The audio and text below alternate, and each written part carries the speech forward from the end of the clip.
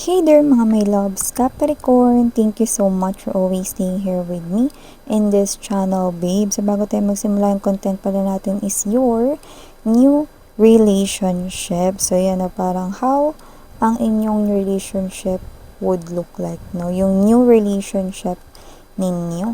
So bago tayo magsimula, let me just greet muna ang lahat. Hi and hello there, new subscribers. Ako po si Yan, welcome. At sa mga returning viewers, thank you sa inyong walang sawang suporta. So yun mga babes, no, kung hindi nyo pa po knows, meron pa po tayong other channel. Ang link po niyan is nasa ating description box. So dyan sa channel na yan ay meron din tayong ina-upload na daily collective readings. Kaya naman, pwede nyo rin yan tambayan kung hindi nyo pa yan na bisita. And I will appreciate it so much kung magsistay din kayo sa aking mga pabalik-balik ng mga viewers na nandiyo dyan na. So yun nga mga babes, no, pero alam niyo naman, walang pilitan dito. Kaya naman, just take only, no, kung ano yung gusto ninyo, mga babes. So yun nga, no, bago rin po tayo magsimula. Sabihin ko lang na wala tayong gender po dito. Babae, lalaki, LGBT, lahat po kayo welcome, Capricorn. Kung may cross-watchers man ni Capricorn, welcome din po kayo.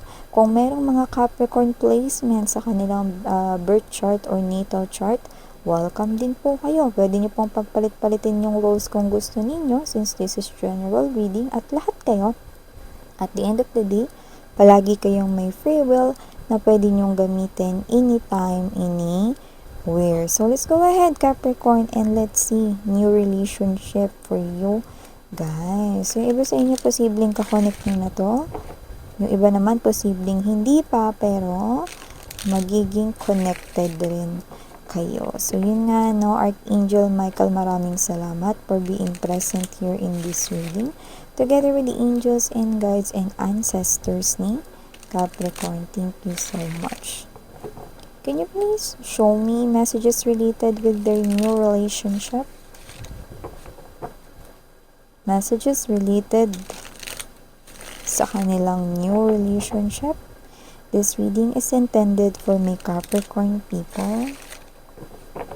This reading is intended for my Capricorn people. Capricorn. Just take only what resonates, guys. Capricorn. Okay, so let us see.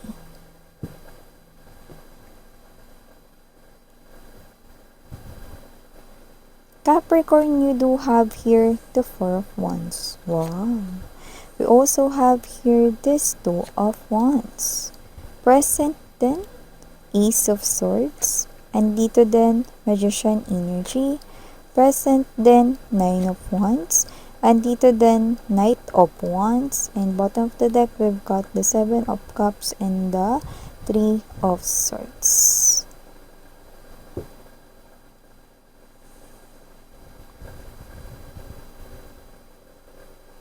Okay. So, nakikita ko dito mga babes, no, na maaring magbigay ng confusion sa inyo ang pagdating ng tao na to, no? Paano confusion, miss yan? Ito na ba talaga yung para sa akin? Kami na ba talaga yung ikakasal? O isa lang tong new relationship na mag-i-end din, tapos wala na? Yan. So, let me answer that question. For most of you guys, I'm seeing you, kaya ako napawaw, you're gonna marry this person here, and this is more than wedding ceremony. This is more than marriage because I'm seeing that this is more likely the real meaning of marriage, no? Especially the vows na babanggitin nyo sa isa't isa. Yung pangako through sickness, no? And through ganito, through ano ba yun, no? Till death do us part, yan, no? Yun ang nakikita ko magiging samahan ninyo. So, I'm seeing that this person here is someone na pakakasalan ninyo at makakasama habang buhay. Actually, yung iba sa kanila, no, at first, maaring meron na sila agad-agad na maramdaman sa'yo. Maaring may makita na sila na potential sa inyo at the early stages of connecting with you guys. No? Because I'm seeing them na iniisip nila rito, no, na gusto ka nila ritong mas makilala pa more. And if a person gustong makilala ka pa more, ibig sabihin mas lalong lumalago or tumitindi ang kanilang interes na makilala ka, Capricorn, dahil nagugustuhan ka nila.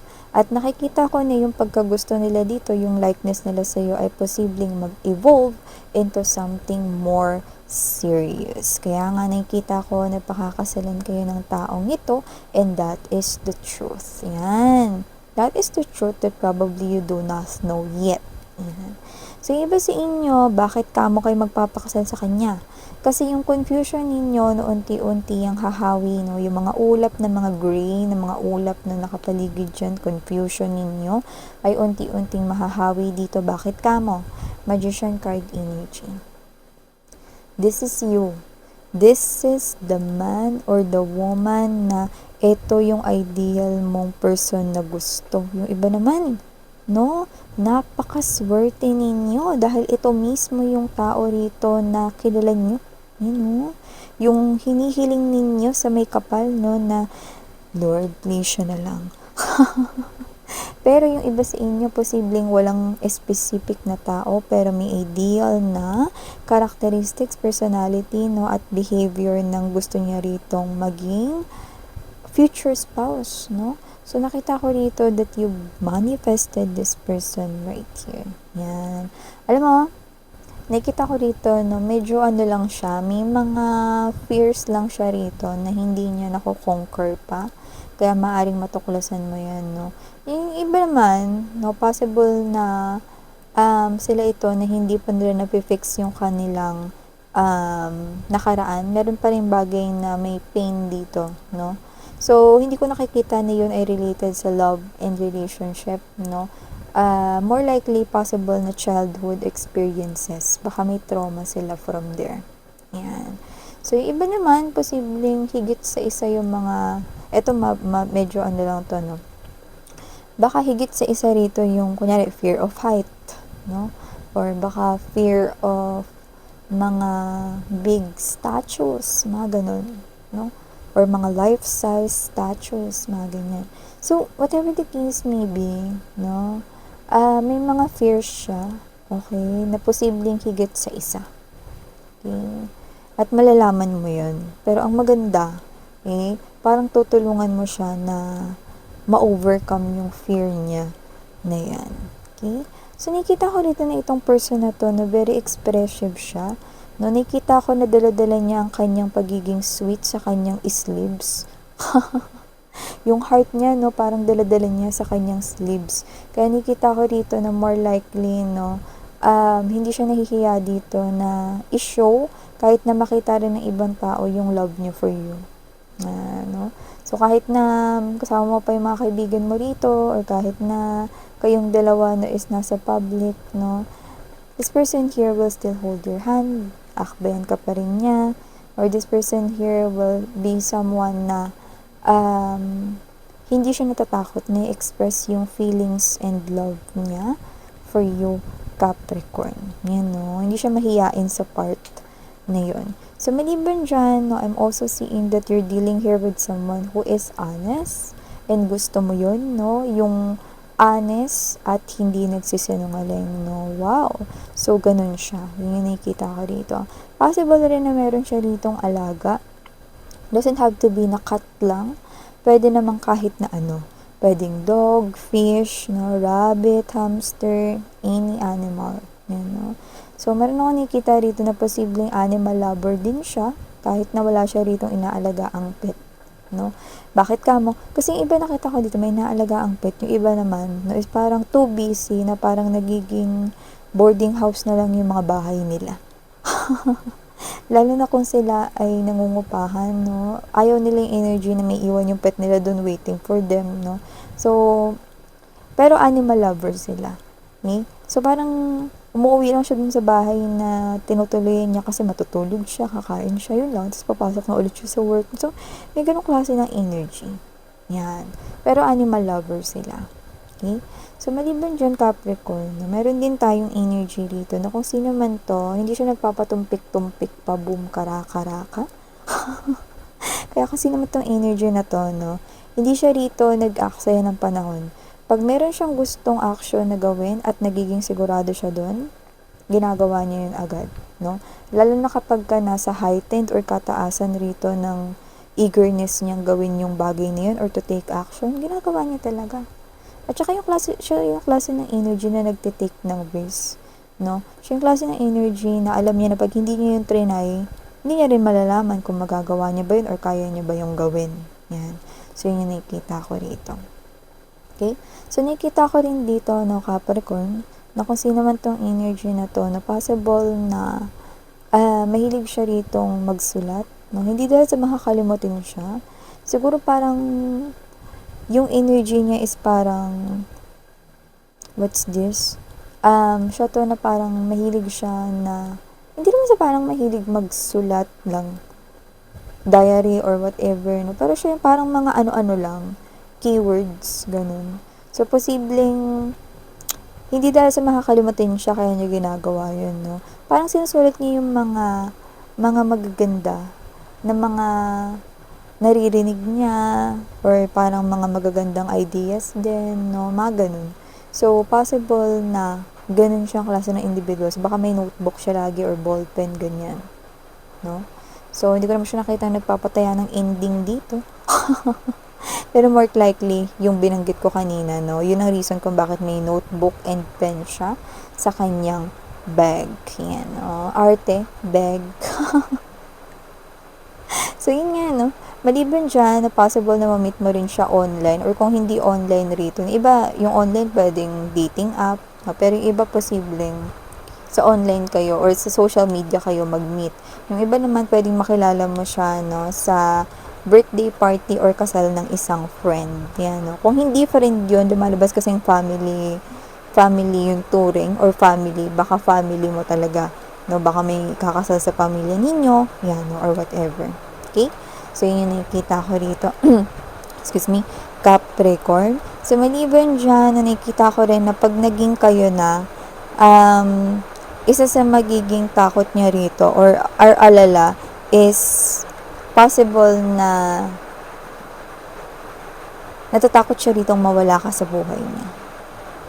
Yan.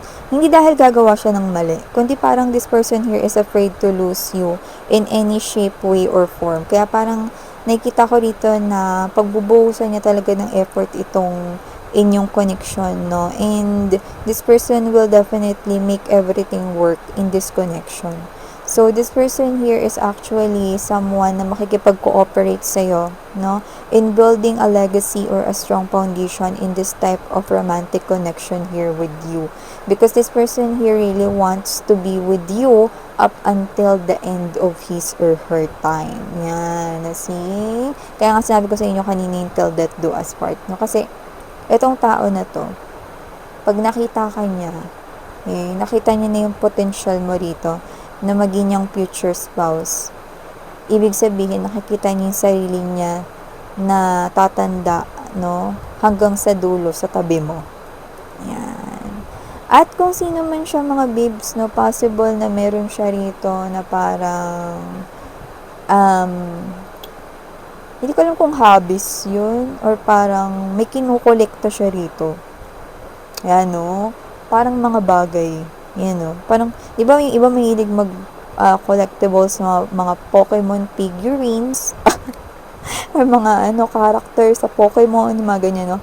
Yung iba naman, no? Yung parang, Funko Pop ba tawag doon? Yan, no? So, yung iba naman, iba-iba, binabanggit ko lang yung para maintindihan niyo kung anong collection yung sinasabi ko, no? Hindi yung collection ng mga babae or lalaki, Hindi yun, kasi you're dealing here with someone who is not a player. Okay? Ang kinokolekta niya rito possible na pwedeng mga mini cars, yan, no? May mga ganun. Or baka nagkokolekta siya rito ng mga limited editions ng mga shirts.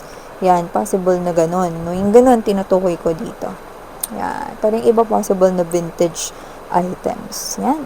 So, maliban dyan, nakita ko rin dito, Capricorn, na kung sino man tong energy na to, no? This person right here is someone who will support you kahit financially. Yan.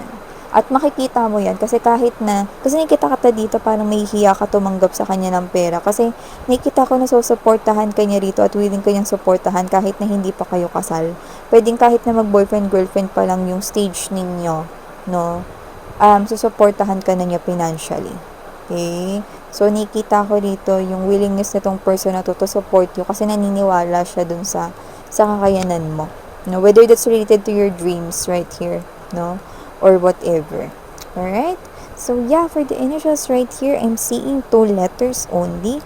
It's letter N and letter S. So, maaring meron kang ganyan sa yung initials, no? Or sa kanyang initials right here. No? Kaya naman just take only what resonates. And for the number, I'm seeing 4 and 9. So, pwedeng birth dates nyo yan, no? Or pwede rin naman na special date para sa inyo. Or pwede naman special number, favorite number, no? Or pwede rin naman yan yung maging ninyo ritong anniversary, monthsary, weeksary, secondsary, and even yung paggalaw ng kamay ng clocksary for you guys, no? So yeah, just take only what resonates, Capricorn. These are all the messages we've got related to your new relationship. Thank you so much, and again, I'm Yan. Sarang Heyo, love and light.